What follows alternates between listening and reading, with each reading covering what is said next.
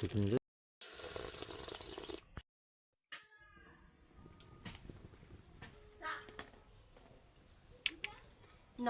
বন্ধুরা, আমি দেবযানী। আপনাদের চ্যানেল দেবযানী রান্নাঘর উইথ ভিলেজ ফুডে আবার একটা নতুন পর্বে স্বাগত জানিয়ে দারুণ একটা চায়ের রেসিপি আজ আমি আপনাদের সঙ্গে শেয়ার করব।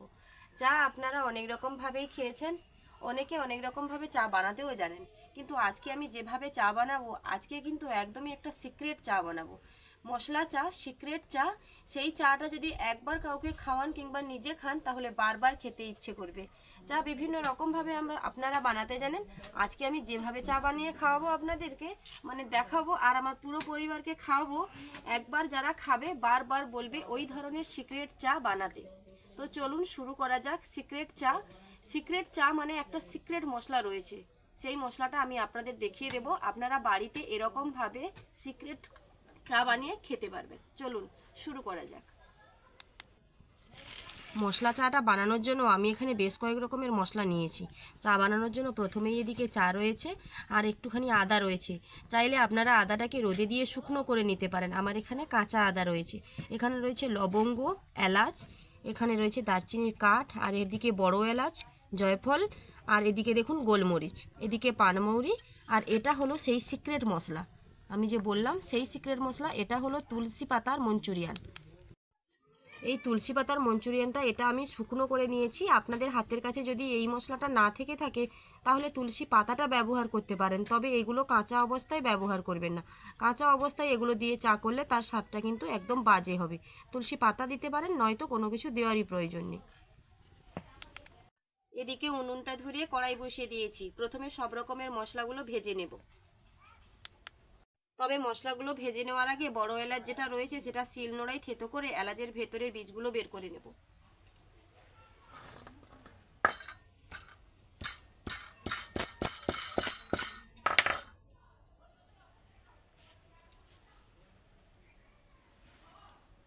এই বড় এলাচের একটা এলাচের ভেতরে কতগুলো বীজ থাকে, একটা এলাচের ভেতরে কতগুলো বীজ দেখুন।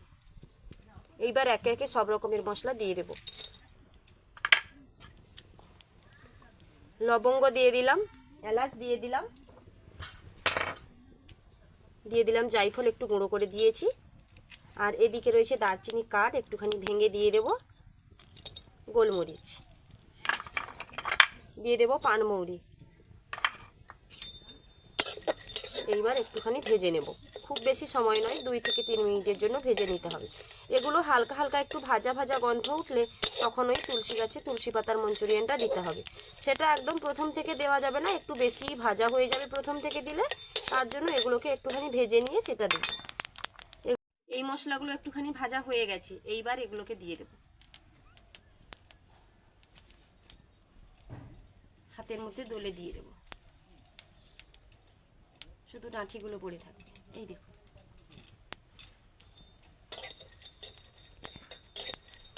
এইবার আরও 1 মিনিট মতো ভেজে নেব। চলুন, এবার ভালোভাবে ভাজা হয়ে গেছে, এটাকে নামিয়ে নেব। সোজা শিলনোড়ায় দিয়ে দেব।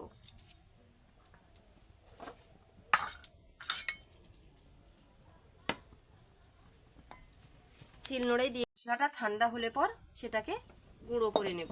আপনারা চাইলে এটা মিক্সির জারেও গুঁড়ো করে নিতে পারেন। যেহেতু মশলার পরিমাণটা খুবই কম, তার জন্য আমি এটা শিলনোড়ায় গুঁড়ো করে নেব। আর আপনারা যদি এই মশলাটাকে বেশ অনেক দিন ধরে স্টোর করে রাখতে চান তাহলে সমস্ত মশলার পরিমাণ একটুখানি বাড়িয়ে একবারে গুঁড়ো করে একটা কৌটোর মধ্যে ভরে রেখে দিতে পারেন।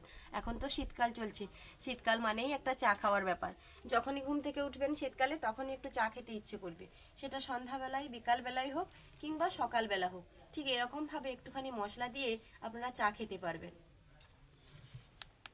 চলুন এবার চা বানাই। চা বানানোর জন্য আমি এখানে একটা কাপ নিয়েছি, কাপের মাপ মতন জল আর দুধ সমস্ত কিছু নিয়েই চা বানাবো। চা আপনারা প্রত্যেকেই বানান, আমিও বানাই, তবে চা বানানোর পদ্ধতিটা যদি একটু আলাদা করা যায় না তাহলে দেখবেন চায়ের স্বাদটাও একদম আলাদা আসবে। আমি এখানে 2 কাপ জল দিয়ে দেবো।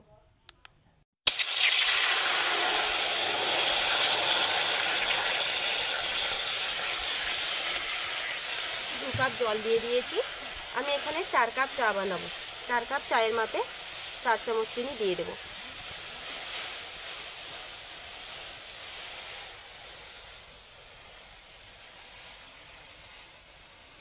এইবার জলটাকে ভালোভাবে ফুটে যাওয়ার জন্য সময় দেব।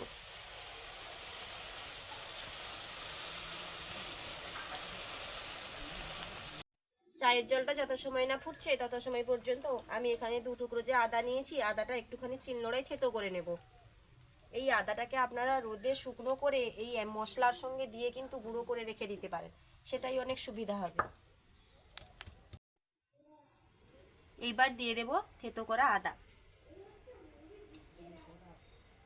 চিনি, জল আর আদা একসঙ্গে ভালোভাবে ফুটে এলে তারপর দেব চা। জলটা এখনো ফুটতে একটুখানি বাকি রয়েছে। জলটা এদিকে ফুটতে ফুটতে মশলাগুলো গুঁড়ো করে নিই।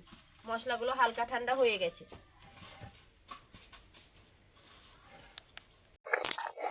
মশলাগুলো একদম মিহি গুঁড়ো করে নিতে হবে।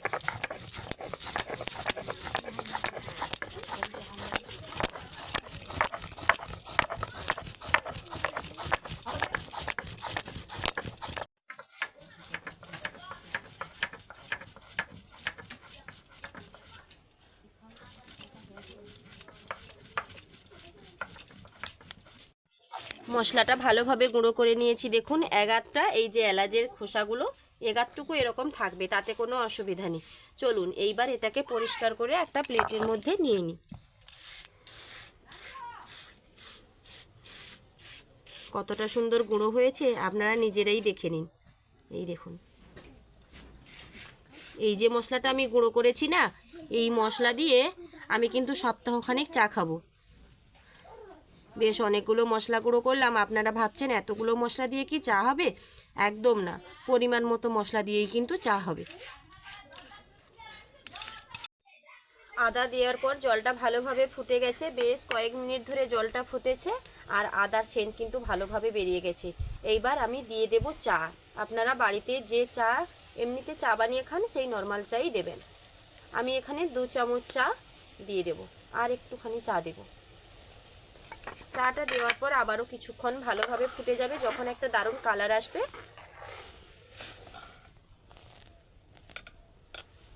কালার এসে গেছে দেখুন, ঠিক এই সময় কিন্তু দিয়ে দেব দুধ। যেই কাপ মেপে আমি জল দিয়েছি সেই কাপ মেপে 2 কাপ দুধ দিয়ে দেব। 1 কাপ দুধ,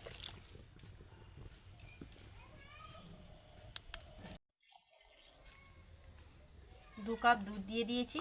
এইবার বেশ কিছু সময় ধরে ভালোভাবে ফুটিয়ে নিতে হবে।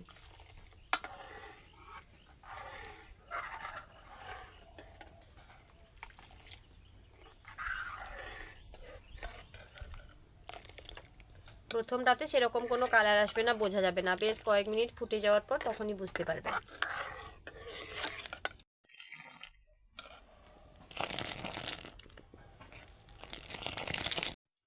চা ভালোভাবে রেডি হয়ে গেছে। এইবার দিয়ে দেব মশলা। মশলা কিন্তু খুবই সামান্য নিয়েছি, ভালোভাবে দেখে নিন।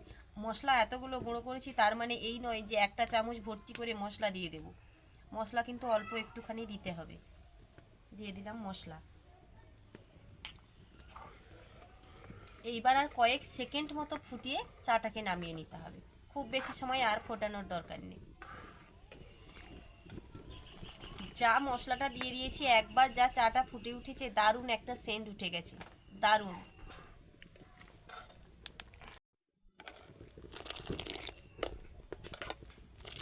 চলুন, চা এবার একদম রেডি হয়ে গেছে। এইবার চাটা কাপে কাপে নিয়ে পুরো পরিবারের জন্য পরিবেশন করব। চাটা কিন্তু উনুন থেকে নামিয়ে নিয়েছি আর এদিকে আমি 3টে কাপ নিয়েছি, তার মধ্যে চাটা দিয়ে দেব।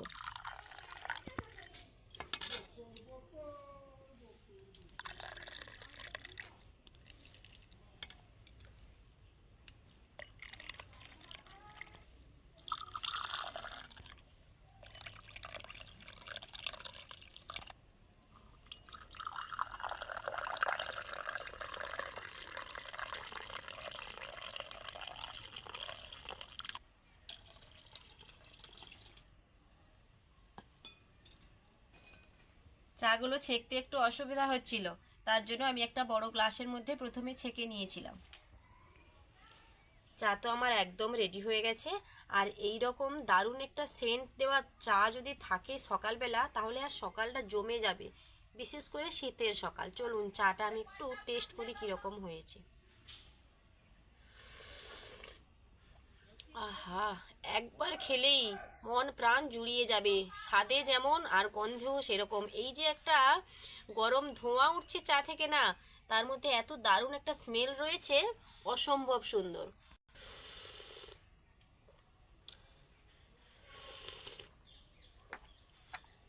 একবার খেয়ে মন ভরবে না, এক চামচ খেয়ে এক দণ্ড রেস্ট নেওয়ার কিন্তু কোনো উপায় নেই। আরও বারবার খেতে মন চাইবি, মনে হবে যেন কোনো কিছু না খেয়ে শুধু শুধু এক কাপ চা আগে খেয়ে নিই, এত দারুণ টেস্ট হয়েছে। তাহলে বন্ধুরা, এই সিক্রেট মশলা চায়ের রেসিপি আমি যে আপনাদের সঙ্গে শেয়ার করলাম, কীরকম লাগলো লাইক কমেন্ট ও শেয়ার করে জানাতে ভুলবেন না। যদি ভালো লেগে থাকে আমার চ্যানেলটি সাবস্ক্রাইব করে আমার পাশে থাকবেন, যাতে প্রত্যেক দিন বিভিন্ন ধরনের ভিডিও আমি আপনাদের সঙ্গে শেয়ার করতে পারি। দেখা হচ্ছে আবার নতুন কোনো ভিডিও নিয়ে। ততক্ষণ সুস্থ থাকুন, ভালো থাকুন। ভিডিওটা এখানেই শেষ করছি। টাটা।